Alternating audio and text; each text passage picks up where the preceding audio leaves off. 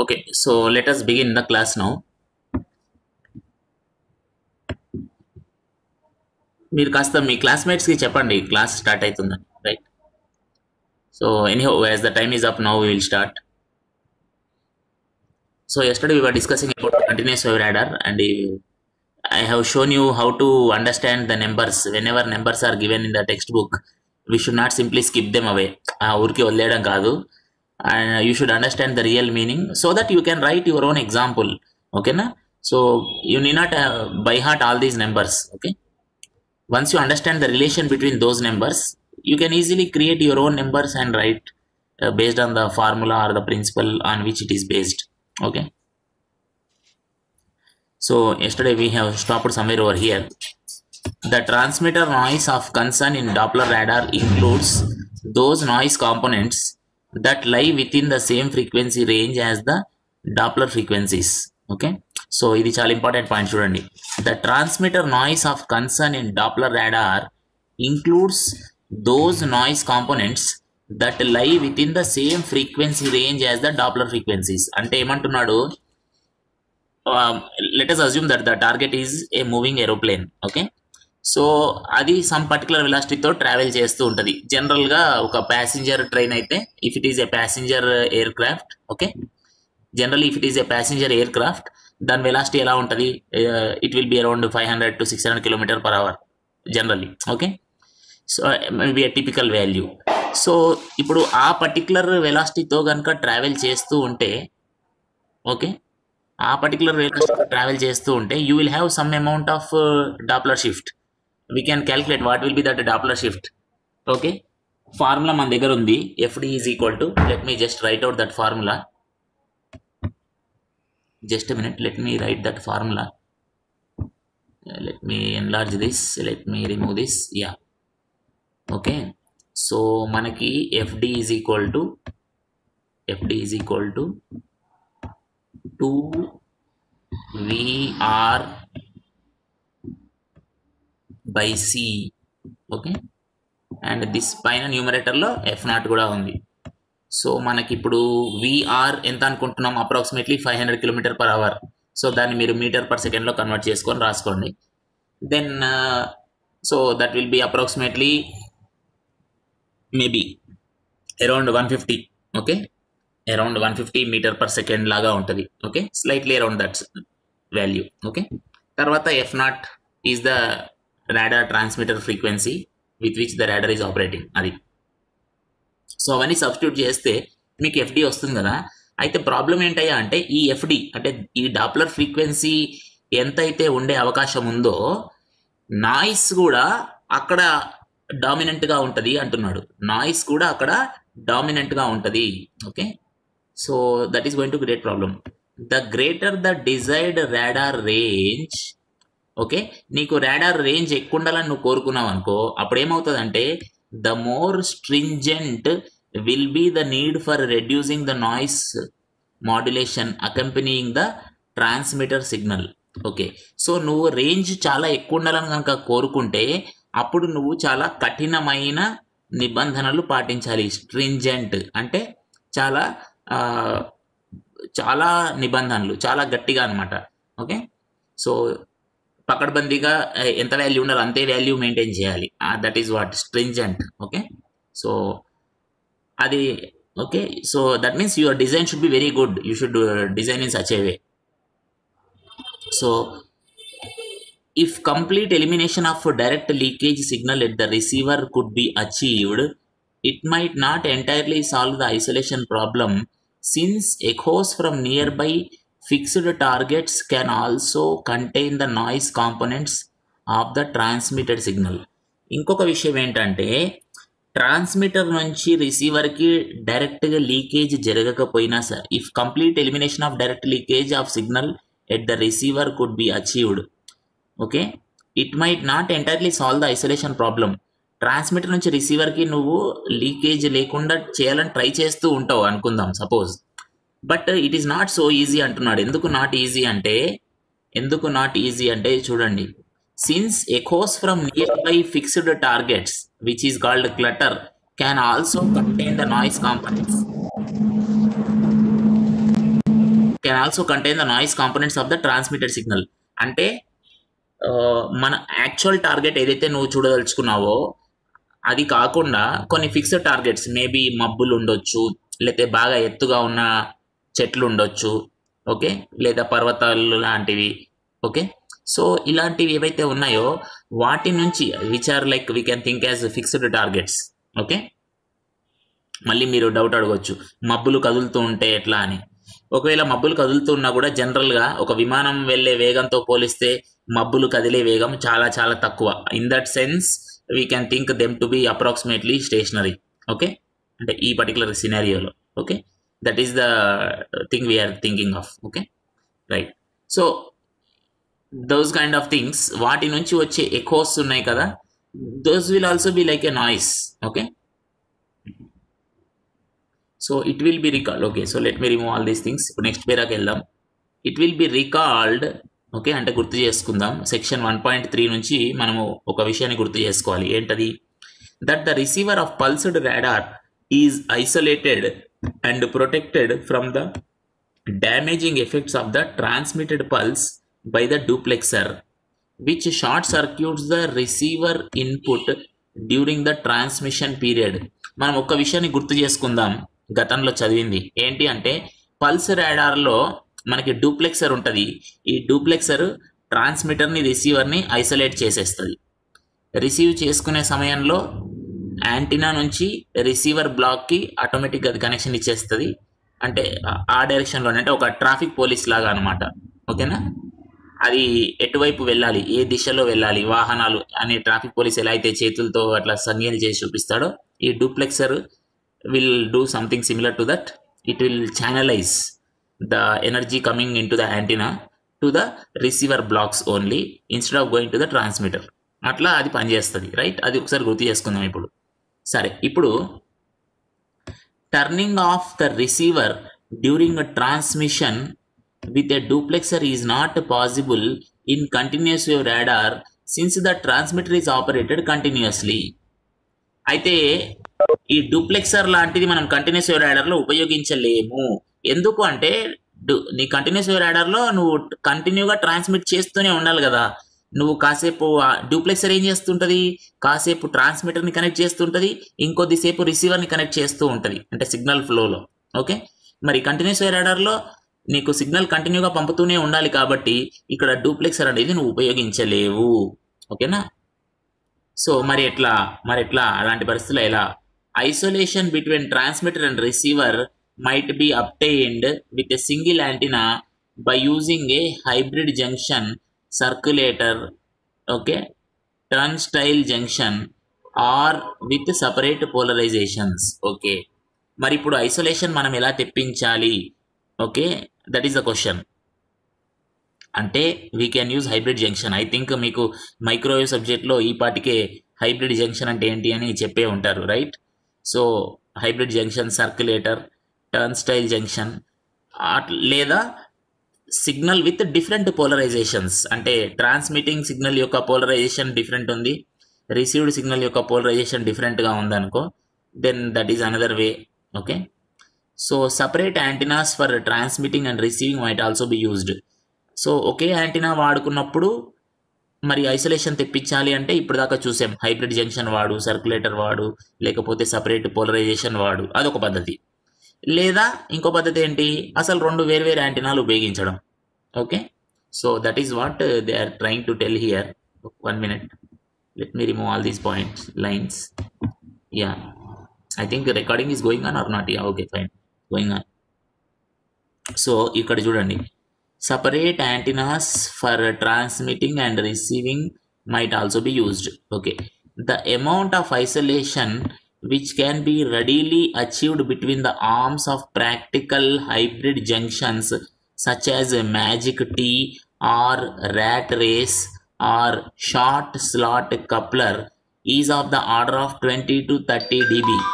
అయితే ఇక్కడ ఏమంటున్నాడు చూడండి, ఈ ఐసోలేషన్ తెప్పించాలి అంటే మనము మ్యాజిక్ టీ అనేది వాడుకోవచ్చు, ర్యాట్ రేస్ లేకపోతే షార్ట్ స్లాట్ కప్లర్ లాంటివి వాడచ్చు. ఇవన్నీ మీరు మైక్రోవేవ్ డివైజెస్ టాపిక్లో చదివే ఉంటారు ఐ థింక్, ఓకే. మీరు మైక్రోవేవ్ బుక్ కాస్త తిరిగేసినప్పుడు మీకు అప్పుడప్పుడు ఆ బొమ్మలు కనబడి ఉంటాయి, ఇంకా మీకు ఆ చాప్టర్ కవర్ అయిందో లేదో నాకు తెలియదు కానీ. ఓకే, సో అయితే వాటిల్లో అవి యూజ్ చేయడం ద్వారా మనము దాదాపుగా 20 నుంచి 30 dB ఐసోలేషన్ వెంటనే తెప్పించేయచ్చు. ఓకే, అంటే సహజ సిద్ధంగా అవి నువ్వు ఉపయోగించావు అంటే వాటికి ఆ కేపబిలిటీ ఉంటుంది. 20 to 30 dB of isolation they will be able to provide. Okay, అయితే let us read further. In some instances అంటే కొన్ని సందర్భాలలో when extreme precision is exercised, an isolation of perhaps 60 dB or more might be achieved. అయితే మనము కొన్ని ప్రత్యేక సందర్భాలలో అప్పుడప్పుడు అవసరాన్ని బట్టి when extreme precision is exercised, మనము మరీ ఖచ్చితత్వంగా ప్రయత్నిస్తే, ఓకే, మరీ ఖచ్చితంగా ఉండడానికి ప్రయత్నం చేస్తే, okay, by in using these devices, ఆ డివైజెస్ ఉపయోగించినప్పుడు అప్పుడు ఏమవుతుంది, isolation of perhaps 60 dB or more might be achieved. 60 dB అంతకన్నా కాస్త ఎక్కువ కూడా మనము సాధించవచ్చు. కానీ అలా సాధించాలి అంటే చాలా ప్రిసైజ్గా పని చేయాలని అంటున్నాడు అక్కడ. చూడు, ఆ మాట ముఖ్యం, ప్రిసైజ్గా పని చేయాలి. ఓకేనా, అంతేగాని ఏదో గుడ్డిగా రాసేస్తాను గుడ్డిగా చేసేస్తానంటే కాదనమాట. ఓకేనా, సో ప్రిసైజ్గా పని చేయడం, ఓకే, ఇంజనీర్ పని.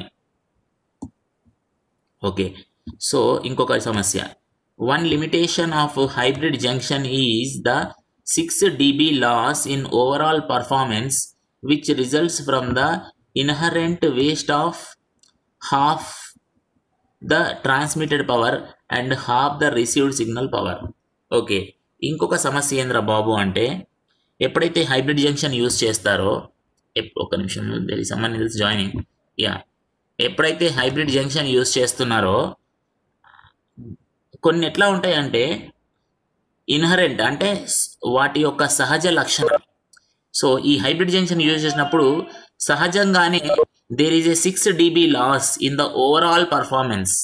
ఓకేనా, పూర్తి స్థాయి తను ఏదైతే సామర్థ్యం చూపించాలో అందులో ఒక 6 dB లాస్ అనేది సహజంగా జరిగిపోతుంది. ఎందుకంటే ఆ ఫలానాది యూజ్ చేసావు అంటే ఇక 6 dB లాస్ అనేది తప్పనిసరి, అలా అనమాట. అయితే అది దేనివల్ల జరుగుతుంది, ఆ 6 dB లాస్ ఎందుకు వస్తుందంటే half the transmitted power and half the received power, అంటే ట్రాన్స్మిటెడ్ పవర్లో సగము రిసీవ్డ్ పవర్లో సగము వృధాగా పోతాయి అక్కడ. సో దానివల్ల నీకు 6 dB లాస్ అనేది వస్తుందన్నమాట.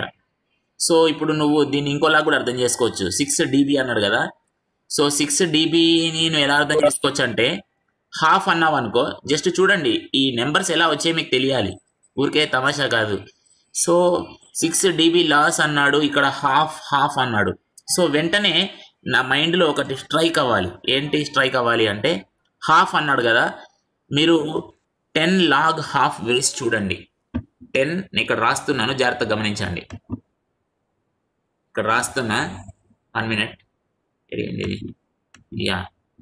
సో ఇప్పుడు చూడండి, 10 log, ఒక్క నిమిషం, 10 log, ఓకే, 10 log half అని ఇక్కడ రాస్తా. ఓకే, 10 log half అని రాస్తున్నా, 1/2 బేస్ 10 అనుకుందాం. దీని వాల్యూ ఎంత ఒకసారి ఆలోచించండి, చాలా సింపుల్, ఇవన్నీ మీకు తెలిసినవే. హాఫ్ ఉంది కదా, దాన్ని 2⁻−1 అని రాసుకో. సో 2⁻−1 అని రాసుకున్నాక ఆ మైనస్ ఇక్కడ తీసుకొచ్చేస్తే you will get like this, -10 log 2 అవుతుంది, రైట్. log 2 ఎంత, 0.3010, బయట 10 ఉంది అంటే -3 dB అవుతుంది. Okay, so half transmitted power అంటే ఒక 3 dB అనుకుందాం, ఇంకొక హాఫ్ రిసీవ్డ్ సిగ్నల్ పవర్ అంటే అదొక 3 dB, టోటల్గా 6 dB తగ్గింది, అలా అనమాట. So that is the way you should be able to understand. అక్కడ వాడు ఇచ్చిన నెంబర్లు అర్థం చేసుకుంటూ వెళ్ళాలి. Okay, right. So let us just again remove these things. ఇవన్నీ గీతలు తీసేద్దాం. Okay, so let us read the next part. Right, let me take this. Okay, both the loss in performance and the difficulty in obtaining large isolations have limited the application of hybrid junction to short range radars. అయితే ఈ hybrid జంక్షన్ని మనం ఉపయోగించాలి అనుకుంటే కొన్ని సమస్యలు ఉన్నాయి. ఏంటా సమస్యలు? లాస్ ఇన్ పర్ఫార్మెన్స్, అంటే ఆ 6 dB లాస్ ఉంటుందని చూసాం. Okay, and also difficulty in obtaining the large isolation. ఇంకోటి ఏంటంటే మరీ పెద్ద ఐసోలేషన్ తెప్పించడము ఈ హైబ్రిడ్ జంక్షన్స్ వల్ల అంతగా సాధ్యం కావట్లేదు. Okay, so because of these things, okay, short range రాడార్స్లో ఈ హైబ్రిడ్ జంక్షన్స్ని మనము ఉపయోగించడంలో కొన్ని రకాల లిమిటేషన్స్, పరిమితులు ఉన్నాయి అని అంటున్నాడు అనమాట. రైట్. సో ఇంకొకటి, ferrite isolation devices such as circulator do not suffer the 6 dB loss inherent in the hybrid junction.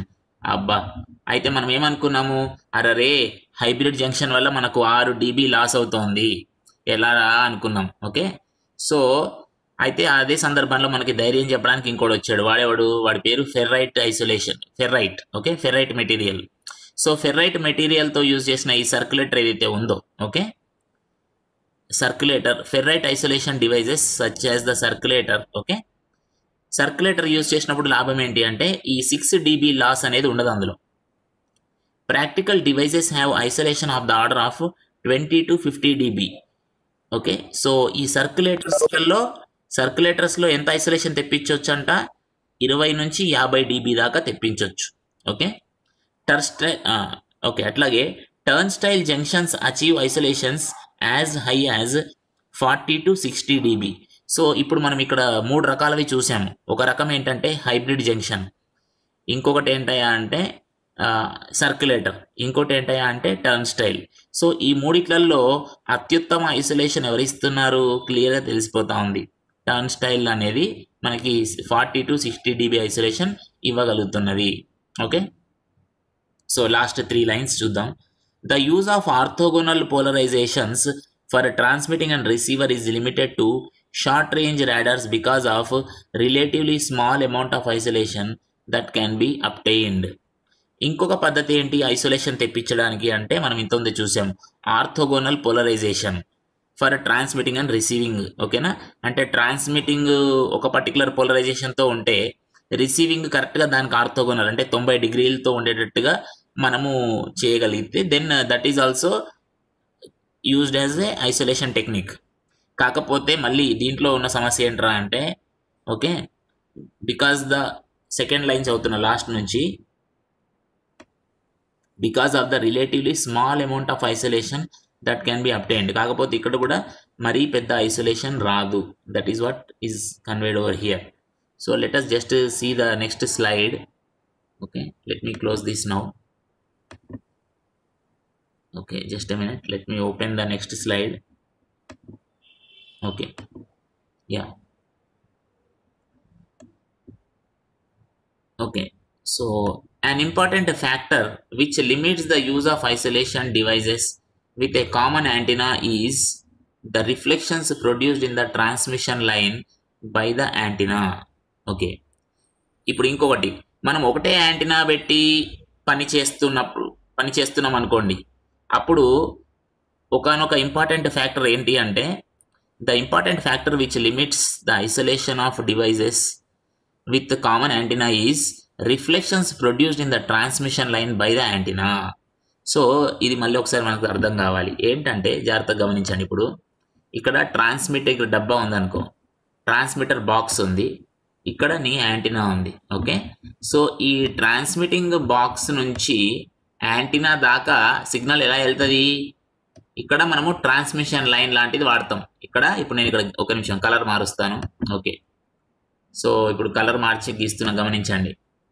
ఓకేనా, ట్రాన్స్మిటింగ్ బ్లాక్ నుంచి యాంటీనాకి మధ్యలో ఏముంది, కనెక్షన్ ఎవరిస్తున్నారు, ఒక ట్రాన్స్మిషన్ లైన్ ఇస్తుంది మీకు. మరి ట్రాన్స్మిషన్ లైన్ యొక్క ప్రాపర్టీస్ తెలుసు, మీరు ఇంపిడెన్స్ మ్యాచింగ్ అలాంటివన్నీ చదివారు. ఇంపిడెన్స్ మ్యాచింగ్ సరిగ్గా లేదనుకో, ఇంపిడెన్స్ మ్యాచింగ్ సరిగ్గా లేకపోతే ఏమవుతుంది, రిఫ్లెక్షన్స్ వస్తాయి. రైట్, సో అది కూడా ఒక ఇంపార్టెంట్ పారామీటర్ అవుతుంది ఇప్పుడు. Okay, so reflections produced in the transmission line by antenna. ఓకేనా, ఎందుకంటే ఇక్కడ నీకు ట్రాన్స్మిట్ చేస్తున్నప్పుడు యాంటీనా ట్రాన్స్మిషన్ లైన్కి ఒక ఎండ్లో ఉంది, ట్రాన్స్మిటింగ్ బ్లాక్ ఇంకొక ఎండ్లో ఉంది. ఓకేనా, సో ఇప్పుడు ఇక్కడ నీకు రిఫ్లెక్షన్స్ వచ్చాయి అనుకో, then that will be like a disturbance, right? So that will degrade the performance. The antenna can never be perfectly matched to free space. Yeah, ఇదొక సమస్య. ఇప్పుడు మ్యాచ్డ్ ట్రాన్స్మిషన్ లైన్ అని మీరు చదివారు. మ్యాచ్డ్ ట్రాన్స్మిషన్ లైన్ ఉన్నప్పుడు ఏం జరుగుతుంది? నువ్వు పంపించిన సిగ్నల్లో మ్యాక్సిమం పవర్ ట్రాన్స్ఫర్ జరుగుతుంది, అంతే కదా? మ్యాక్సిమం పవర్ ట్రాన్స్ఫర్ థీరం అని మీరు చదివారు, రైట్? మర్చిపోయామని చెప్పకూడదు, okay? So maximum power transfer ఎప్పుడు జరుగుతుంది? మ్యాచ్డ్ లైన్ ఉన్నప్పుడు జరుగుతుంది. కానీ ఇప్పుడు యాంటీనా నుంచి నువ్వు ఫ్రీ స్పేస్లోకి సిగ్నల్ వదులుతున్నావు అనుకుందాం. మరి యాంటీనాకి ఫ్రీ స్పేస్కి మధ్యలో పర్ఫెక్ట్ మ్యాచింగ్ జరుగుతుందా అంటే జరగదు. సో అలా జరగకపోవడం వల్ల ఏమవుతుంది? అది ఇక్కడ ఇచ్చాడనమాట.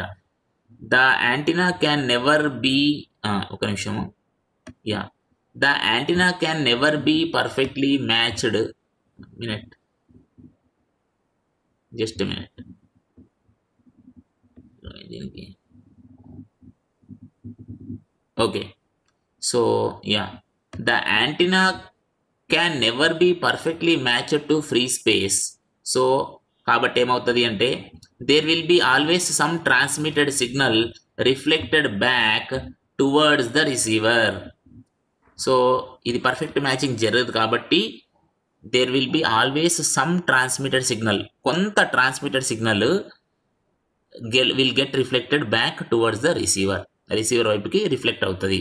ఇప్పుడు reflection coefficient from a mismatched antenna with voltage standing wave ratio VSWR, okay? మనకి ఆల్రెడీ రిఫ్లెక్షన్ కోఎఫిషియంట్ ఆ ఫార్ములాస్ అన్ని తెలుసు కదా, okay? So reflection coefficient is nothing but VSWR -1 divided by VSWR +1. So let me write that formula. ఇక్కడ రాస్తున్నా, ఒక నిమిషం. Let me take the pen. Yeah, ఇక్కడ let us take this pen. Yeah, ఇప్పుడు ఇక్కడ ఏం రాస్తున్నాను? Reflection coefficient, okay? Reflection coefficient is nothing but VSWR, okay? VSWR -1 divided by VSWR +1, okay? మీరు ఎగ్జామ్లో ఫుల్గా రాయాలి. నేను ఇక్కడ ప్రస్తుతానికి మీకు క్లాస్ చెప్పేటప్పుడు జస్ట్ VSWR అని అంటున్నా. రాయడంలో మాత్రం ఉట్టి VS అనే రాశాను. మీరు ఎగ్జామ్లో ఉట్టి VS అని రాస్తే అవతలకి అర్థం కాదు, 0 మార్కులు పడతాయి, ఓకే? సో జాగ్రత్త. So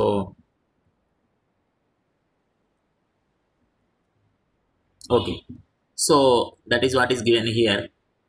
Therefore, if an isolation of 20 dB is to be obtained, VSWR must be less than 1.22. అంటే నీకు 20 dB ఐసోలేషన్ రావాలి అనుకుంటే గనక నీకు VSWR must be less than 1.22, అంటే ఓకే 1.22 కన్నా VSWR తక్కువ ఉంటేనే. మామూలుగా VSWR వాల్యూ ఎంత ఉంటుంది? 1 కానీ 1 కన్నా ఎక్కువగానే ఉంటుంది. సో ప్లీజ్ అండర్స్టాండ్, ఇవన్నీ ఇంపార్టెంట్ పాయింట్స్, ఇంటర్వ్యూలో అడుగుతాడు. VSWR యొక్క మినిమం వాల్యూ ఎంత? VSWR ఎప్పుడు కూడా 1 కన్నా ఎక్కువే ఉంటుంది, 1 కన్నా తక్కువ ఉండదు, రైట్? సో 1 కానీ 1 కన్నా ఎక్కువగానే ఉంటుంది. కాకపోతే ఇక్కడ ఏమంటున్నాడు చూడు, నీకు 20 dB ఐసోలేషన్ కావాలి అంటే VSWR అనేది 1.22 కన్నా తక్కువ ఉండాలి. If 40 dB isolation is required, VSWR అనేది 1.02 కన్నా తక్కువ ఉండాలి అంటున్నాడు. సో ఈ క్యాల్కులేషన్స్ అని వీడు ఎట్లా చెప్తున్నాడు, ఇది నీకు మళ్ళీ తెలియాలి, ఓకేనా? So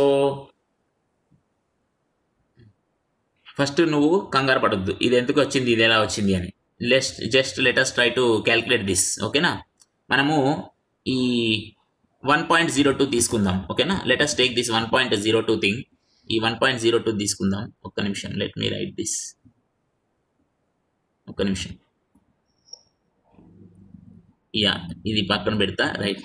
so let us assume VSWR కాసేపు మనము 1.02 అనుకుందాం, ఓకేనా? సో VSWR 1.02 ఉంటే ఈ RC వాల్యూ ఎంత ఉంటుంది చెక్ చేద్దాం, ఓకేనా? Let us calculate RC. అప్పుడు ఇది 1.02 - 1 అంటే 0.02 అవుతుంది, 0.02 అవుతుంది, డివైడెడ్ బై మళ్ళీ 1.02 + 1 అంటే 2.02 అవుతుంది, అంతేగా, ఓకేనా? So right, 1.02 + 1. సో ఇప్పుడు నువ్వు ఇది క్యాన్సిలింగ్ చేసేస్తే నీకు 1/101 వచ్చింది, 1/101 వచ్చింది. ఇప్పుడు 1/101 అంటే ఇది రిఫ్లెక్షన్ కోఎఫిషియంట్. ఓకే, ఇప్పుడు ఈ 101 కదా, కొంచెం క్యాల్కులేషన్ ఈజీగా ఉండడానికి ఇది 1/100 అనుకుంటా. ఓకేనా, ఇది 1/101 కానీ కొంచెం ఈజీగా ఉండడానికి క్యాల్కులేషన్ ఇది 101 కాకుండా 100 అనుకుందాం కాసేపు. ఓకేనా, 100 అనుకుందాం. ఇప్పుడు 100 అనుకుంటే 100 తీసుకో అంటే 1/100 అని ఉంది కదా. సో ఇప్పుడు నువ్వు 10 log 100 చెయ్యి. 10 log 100 చేస్తే ఏమొస్తుంది నీకు? 1 minute. ఓకే, ఇంకొక నిమిషం. ఇక్కడ నువ్వు 20 log చేయాలి. ఎందుకు చేయాలి 20 logతో అని కూడా చెప్తా. ఇది వోల్టేజ్ స్టాండింగ్ వేవ్ రేషియో అన్నాడు కదా, అంటే వోల్టేజెస్కి సంబంధించిన విషయం.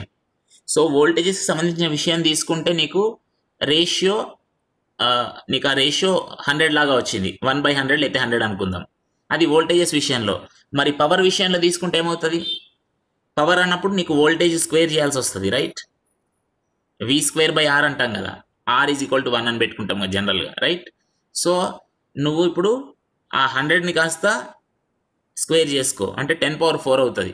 అంటే నువ్వు అప్పుడు 10 log 10⁴ అని రాయాలి, లేదా 20 log 100 అని రాసుకోవాలి. ఓకేనా? సో 20 log 100 అంటే నీకు వాల్యూ 40 dB వస్తుంది. సో నీకు ఈ 40 ఎందుకు వచ్చిందని నీకు అర్థమైందని అనుకుంటున్నా ఇప్పుడు, రైట్? ఓకేనా? సో మీరు ఎగ్జామ్లో ఈ వాల్యూస్ అన్ని క్యాల్కులేషన్స్తో సహా చెప్తే మంచిది. ఓకేనా? ఊరికే పైపైన రాసేయొద్దు, తప్పులు రాసేయొద్దు. ఓకేనా? ఎందుకు ఇది వచ్చింది మీరు చెప్పగలగాలి. నేను అందుకే మీకు అట్లా నేర్పిస్తున్నా. ఓకేనా? రైట్. సో మీ వేరే యాబ్సెంట్ అవుతున్న వాళ్ళకు కూడా చెప్పండి. ఎవరైతే క్లాస్కి రావట్లేదో వాళ్ళు మాకు ఇవన్నీ తెలియదు అంటే మేమేం చేయలేము. 4th ఇయర్కి వచ్చారు అంటే యాక్చువల్గా ఇవన్నీ మీ సొంతంగా మీరు చదువుకునే స్థితిలో ఉండాలి ఈ పాటికే. ఓకేనా? రైట్. ఆ నెంబర్స్ని మీ అంతటా మీరే అర్థం చేసుకునే స్థితికి వచ్చి ఉండాలి ఈ పాటికే. Okay, that is what is called 4th year student. సరే, okay, now let us come here. The largest isolations are obtained with 2 antennas, one for transmission, the other for reception. So మరి అత్యధిక ఐసోలేషన్ తెప్పించాలని కనుక నువ్వు కోరుకుంటే ఏం చేయాలంటే ఇక ఒకటే దారి, 2 వేరు యాంటీనాలు పెట్టడం. ఓకేనా? ఎందుకంటే నువ్వు ఇంతకుముందు చూసావు, లాస్ట్ పేజీలో ఏం చూసావు? 3 రకాల పనులు చేసాం. ఒకటి హైబ్రిడ్ అన్నావు, హైబ్రిడ్ జంక్షన్. ఇంకోటి సర్క్యులేటర్, ఇంకోటేమో ఆ టర్న్ స్టైల్ అన్నావు. కానీ ఆ టర్న్ స్టైల్లో కూడా ఎంత వచ్చింది నీకు? మహా అయితే 60 dB వచ్చింది ఐసోలేషన్, మహా అయితే, రైట్? సో ఇంకా అంతకన్నా బాగా కావాలి ఐసోలేషన్ అనుకుంటే ఇక నీకున్న ఏకైక దారి ఏంటది? సో వేరే యాంటీనాలు ఉపయోగించుకోవడం. ఓకేనా? So isolations of the order of 80 dB or more are possible with high gain antennas. So బాగా హై గెయిన్ ఉన్న యాంటీనాస్ అంటే హైలీ డైరెక్షనల్ యాంటీనాస్ ఉపయోగించి, అవి కూడా వేరు యాంటీనాలు ఉపయోగించి నువ్వు 80 dB అంతకన్నా ఎక్కువ కూడా ఐసోలేషన్ తెప్పించవచ్చు అన్నమాట. ఓకే, సో జాగ్రత్తగా చూడు ఈ point. The more directive the antenna beam and the greater spacing between the antennas, okay, the greater will be the isolation. ఇంకొక విషయం, ఈ ఐసోలేషన్ ఇంకా ఎక్కువ ఉండాలని నువ్వు కోరుకుంటే నువ్వేం చేయాలంటే ఎంత ఎక్కువ డైరెక్టివిటీ ఉంటే అంత మంచిది. యాంటీనాకి డైరెక్టివిటీ, మీకు డైరెక్టివిటీ అంటే ఏంటో తెలుసు, right? Someone waiting in the lobby అని వచ్చింది. ఒక నిమిషం ఆగండి, ఎవరో బయట ఉన్నారు, ఒక నిమిషం ఆగండి. ఇదేమో అంత తమాషాగా ఉంటుంది. ఎక్కడుంది అన్లాక్? రైట్, సరే, మీరు ఎవరో బయట ఉన్నారని నాకు ఎప్పుడు తెలిసింది? ఇప్పుడు తెలిసింది. మరి మీరు ఎంతసేపటి నుంచి బయట ఉన్నారో నాకు తెలియదు. ఓకే, నేను అనుకోకుండా అట్లా స్క్రీన్ వైపు చూస్తే ఒక దగ్గర మీరు క్లాస్కి వచ్చి బయట వెయిట్ చేస్తుంటే నాకు జనరల్గా తెలియదు. నేను క్లాస్లో మునిగిపోయి ఉంటాను అనుకో, నాకు మీరు అక్కడెక్కడో వెయిటింగ్లో ఉన్నారని నాకు అర్థం కాదు. ఓకేనా? ఎవరో ఒకరు చెప్పాలి, మిగిలిన వాళ్ళు గమనిస్తే. Okay, so right. సో మనకి అత్యధిక ఐసోలేషన్ కావాలంటే ఏం చేయాలి మరి అంటే హైలీ డైరెక్టివ్ యాంటీనాస్ ఉపయోగించాలి. డైరెక్టివిటీ చాలా ఎక్కువ ఉండేది ఉపయోగించాలి. అది ఒక పద్ధతి. ఇంకో పద్ధతి ఏంటయ్యా అంటే okay spacing between the antennas, అంటే భౌతికంగా కూడా ఒక యాంటీనాకి ఇంకొక యాంటీనాకి మధ్యలో దూరం ఎక్కువ ఉంచడం, అది ఇంకొక పద్ధతి. Okay, when the antenna designer is restricted by the nature of application, when the antenna designer is restricted by the nature of the application, large isolations may not be possible. ఇప్పుడు ఇది చూడండి, మీరే ఒక యాంటీనా డిజైనర్గా మారబోతున్నారు. Okay, మీరే ఒక antenna డిజైనర్గా మారబోతున్నారు. When the antenna designer is restricted by the nature of the application, అయితే రకరకాల సందర్భాలలో రకరకాల పరిస్థితులకు తగ్గట్టుగా మీరు తయారు చేసే రాడార్ సిస్టమ్ అనేది వర్క్ చేయాల్సి ఉంటుంది. సో కొన్ని సందర్భాలలో కొన్ని లిమిటేషన్స్ ఉంటాయి. ఉదాహరణకి ఇది మిలిటరీకి సంబంధించింది అనుకుందాం, అంటే ప్రతిసారి రాడార్ మిలిటరీది అయి ఉండదు. ఒకవేళ మిలిటరీకి సంబంధించిన రాడార్ అనుకుందాం, అప్పుడు దానికి కొన్ని పరిమితులు ఉంటాయి. ఎలాంటి పరిమితులు ఉంటాయి అంటే, నువ్వు దాన్ని ఎక్కడ పడితే అక్కడ ఎలా పడితే అలా పెట్టేయకూడదు బహిరంగంగా, శత్రువుకి ఈజీగా కనబడేటట్టుగా. Okay, that is also another important thing, right? So అట్లా ఇంకా వేరే అదర్ కండిషన్స్ కూడా. కొన్ని చోట్ల నీకు వాతావరణం అనుకూలించకపోవచ్చు. కొన్ని ప్రాంతాల్లో ఒక చోట సరిగా పనిచేసే రాడార్ ఇంకొక వాతావరణంలో సరిగా పనిచేయకపోవచ్చు. అంటే కొన్ని చోట్ల ఉధృతంగా గాలులు వీస్తూ ఉంటాయి అనుకుందాం, అంటే గాలి రాడార్ సిగ్నల్ని డిస్టర్బ్ చేస్తాను నేను అనట్లేదు, ఓకేనా? అంటే వేరే రకాల వాతావరణ కండిషన్స్, అంటే ముఖ్యంగా గాలిలో ప్రెసిపిటేషన్, ఓకేనా, గాలిలో తేమ శాతము, అలాగే గాలి కదలిక కూడా కొంతవరకు. అంటే గాలి కదలిక అంటే డైరెక్ట్ గాలి కదలిక రాడార్ యొక్క సిగ్నల్స్ని ప్రభావితం చేయకపోవచ్చు, కానీ నా ఉద్దేశం ఇక్కడ ఏంటి అంటే గాలి కదలడం అంటే ఆ గాలిలో ఉన్న నీటి అణువులు అవి ఇవి కదులుతూ ఉంటాయి కదా. సో అవి మరి ఫాస్ట్ మోషన్లో ఉన్నప్పుడు they may also try to impact, okay, or effect the radar signal transmission, ఓకేనా? అంటే నాయిస్ తెప్పించడంలో ఆర్ క్లటర్ తెప్పించడంలో or in some other ways, okay, ఆ పాయింట్ ఆఫ్ వ్యూలో. సో అట్లా డిపెండింగ్ ఆన్ డిఫరెంట్ రెస్ట్రిక్షన్స్ ఉంటాయి, okay, depending on the different circumstances. Okay, large isolations may not be possible. So ఆయా అట్లా ప్రతి సందర్భంలో మరి లార్జ్ ఐసోలేషన్స్ అనేవి కుదరకపోవచ్చు. లార్జ్ ఐసోలేషన్ ఉండాలని మనం కోరుకుంటున్నాం, కానీ ప్రతిసారి అది కుదరకపోవచ్చు. ఒక ఎగ్జాంపుల్ వాడే ఇచ్చారు ఇక్కడ చూడండి, నేను చెప్పడం కాదు. ఫర్ ఎగ్జాంపుల్ ఒక ఉదాహరణ ఇచ్చారు చూడు. For example, typical isolations between transmitting and receiving antennas on missiles might be about 50 dB at X band, 70 dB at K band and as low as 20 dB at L band. So ఈ point చూసావా? ఇప్పుడు మనము missiles తీసుకుంటే, ఇప్పుడు అగ్ని missile, Prithvi missile ఇలా అంటాం కదా. సో మిజైల్ క్షిపణి అంటాం కదా. సో ఈ క్షిపణుల్లో పరిస్థితి ఎలా ఉంటుందో వాడే చెప్తున్నాడు. ట్రాన్స్మిటింగ్ యాంటీనా రిసీవింగ్ యాంటీనాకి మధ్యలో ఐసోలేషన్ నువ్వు ఉపయోగించే ఫ్రీక్వెన్సీ బ్యాండ్ ఆధారంగా కూడా మారుతుంది చూడు. ఎల్ బ్యాండ్లో అయితే నీకు 20 dB మాత్రమే ఐసోలేషన్ జరుగుతుంది, ఓకే. మన మామూలుగా LSCX KU KKA ఇలా అంటాం కదా. సో ఎల్ బ్యాండ్లో చాలా తక్కువ ఐసోలేషన్ మాత్రమే సాధ్యమవుతుంది. ఎక్స్కి వచ్చేసరికి 50 dB సాధ్యమైంది. అదే కే బ్యాండ్కి వస్తే సో 70 dB సాధ్యమవుతుంది. సో మరి నువ్వు అన్ని అప్లికేషన్స్కి ఒకే రకమైన ఫ్రీక్వెన్సీ ఉపయోగించలేవు. కొన్ని అప్లికేషన్స్కి కొన్ని రకాల ఫ్రీక్వెన్సీలు ఉపయోగించాలి. మరి నువ్వు ఏదైనా ఒక అప్లికేషన్లో ఎల్ బ్యాండ్ మాత్రమే ఉపయోగించాలి అని ఎవరైనా నీకు నిబంధన పెట్టారనుకో, అప్పుడు నీకేమవుతుంది, నువ్వు 20 dB మాత్రమే తెప్పించగలుగుతావు ఐసోలేషన్. అర్థమవుతుందా? సో అంటే ప్రతి ఫ్రీక్వెన్సీని ప్రతి అప్లికేషన్కి వాడలేం కదా. ఇప్పుడు మొబైల్ ఫోన్స్ ఉన్నాయి, వాటికి గవర్నమెంట్ కొన్ని ఫ్రీక్వెన్సీస్ అలొకేట్ చేసింది. అట్లాగే వేరే రకాల పనుల కోసం వేరే ఫ్రీక్వెన్సీలు, ఇప్పుడు టీవీ సిగ్నల్స్ కోసము వేరే ఫ్రీక్వెన్సీ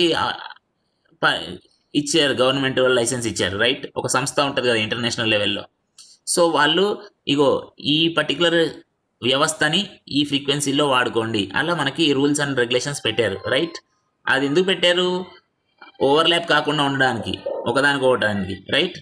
సో మరి నువ్వు ప్రతి ఫ్రీక్వెన్సీని ఉపయోగిస్తా అంటే కుదరదు. సో కొన్ని అప్లికేషన్స్లో నువ్వు ఎల్ బ్యాండ్ మాత్రమే వాడాల్సిన పరిస్థితులు ఉంటాయి. మరి కానీ ప్రాబ్లం ఏంటి ఇక్కడ నువ్వు చూస్తున్నావు చాలా క్లియర్గా, ఎల్ బ్యాండ్లో నీకు ట్రాన్స్మిటింగ్ రిసీవింగ్ యాంటీనా మధ్య 20 dB మాత్రమే వచ్చే అవకాశం ఉంది ఐసోలేషన్, అలా అనమాట, okay. So let us just see further. ఇంకొంచెం ముందుకెళ్దాం.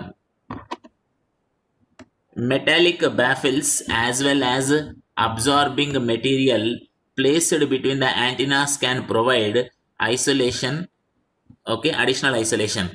So ఇంకా అదనపు ఐసోలేషన్ కావాలి అంటే you can use something called metallic baffles as well as absorbing material. So ఇలాంటివి కూడా పెట్టడం ద్వారా, అంటే అబ్జర్వింగ్ మెటీరియల్ అంటే ఆ పర్టికులర్ సిగ్నల్స్ని, అంటే అన్వాంటెడ్ సిగ్నల్స్ని అబ్జర్వ్ చేసేసుకునేటట్టుగా మనం పెట్టడం ద్వారా you can try to minimize the effect of this leakage kind of things. Okay, and we can provide better isolation. Okay, so it has been reported that the isolation between the X-band horn antennas of 22 dB gain can be increased from a normal value of 70 dB to about 120 dB by separating the two with a smooth surface covered by a sheet of radar absorbing material and providing screening ridges at the edges of the horn. A common radome is enclosing the two antennas should be avoided since it limits the amount of isolation that can be achieved. Okay, so ఇప్పుడు ఈ points అన్నీ కూడా important, జాగ్రత్తగా చూడండి. It has been reported అంటే already ప్రచురింపబడింది, already అందరికి తెలిసిన విషయమే ఇది. ఇట్ హ్యాస్ బీన్ రిపోర్టెడ్ అంటే ఆల్రెడీ ప్రకటించబడింది. ఓకే, ఏమని అంటే ఆల్రెడీ తెలిసిన విషయం ఇది. That the isolation between the X band horn antennas of 22 dB gain can be increased from a normal value of 70 dB to about 120 dB. So 70 dB నుంచి 120 dB దాకా కూడా, నార్మల్గా 70 dB ఉండేదాన్ని నువ్వు 120 dB దాకా కూడా పెంచవచ్చు. Okay, by separating the two with a smooth surface. Okay, ఆ రాడార్ యాంటీనాస్ని నువ్వు ఒక స్మూత్ సర్ఫేస్తో కవర్ చేయాలి. ఓకే, అంటే స్మూత్ సర్ఫేస్ అంటే అదేంది, ఒక sheet, smooth surface covered by A sheet of radar absorbing material and providing the screening ridges at the edges of the horns. Okay, so అట్లా proper care తీసుకోవడం ద్వారా you can achieve, మామూలుగా అయితే 70 dB వస్తుంది, but you can achieve up to 120 dB. Okay, so ఇప్పుడు కాసేపట్లో I think connection cut అవుతుంది. So connection cut అయితే ఇంకా ఈరోజు క్లాస్ ఆపేద్దాం. కనెక్షన్ కట్ అయినాక ఇప్పుడే కాదు, ఇంకో 2-3 నిమిషాల్లో అవ్వచ్చు. ఓకే, ఇప్పుడే కాదు. సో ఒకవేళ కట్ అయితే then you can stop for this today, right? So let us see the next thing. కాసేపట్లో అయిపోద్దిలే. Okay, so usual Doppler spectrum of interest. The normal antenna isolation plus feed through nulling always reduces the AM components below receiver noise in moderate power radars. Okay, so మళ్ళీ ఇక్కడ AM FM అనే పేర్లు వచ్చాయి. Okay okay, so generally AM components అంటే ఏంటి? They will be at comparatively లో frequencies than the FM values. మీకు తెలుసు కదా FM ఫ్రీక్వెన్సీ ఎలా ఉంటాయి? 88 నుంచి 108 మెగాహెర్ట్జ్, 88 మెగాహెర్ట్జ్ నుంచి 108 మెగాహెర్ట్జ్ అంటాం. అదే నీకు యాంప్లిట్యూడ్ మాడ్యులేషన్ అంటే రేడియో అవి ఎలా ఉంటాయి? సుమారుగా 535 ఆర్ 585 నుంచి 1685 కిలోహెర్ట్జ్లలో ఉంటుంది. ఓకేనా, అంటే 585 కిలోహెర్ట్జ్ నుంచి 1685 కిలోహెర్ట్జ్ దాకా. ఓకేనా, సో అట్లా ఉంటుంది.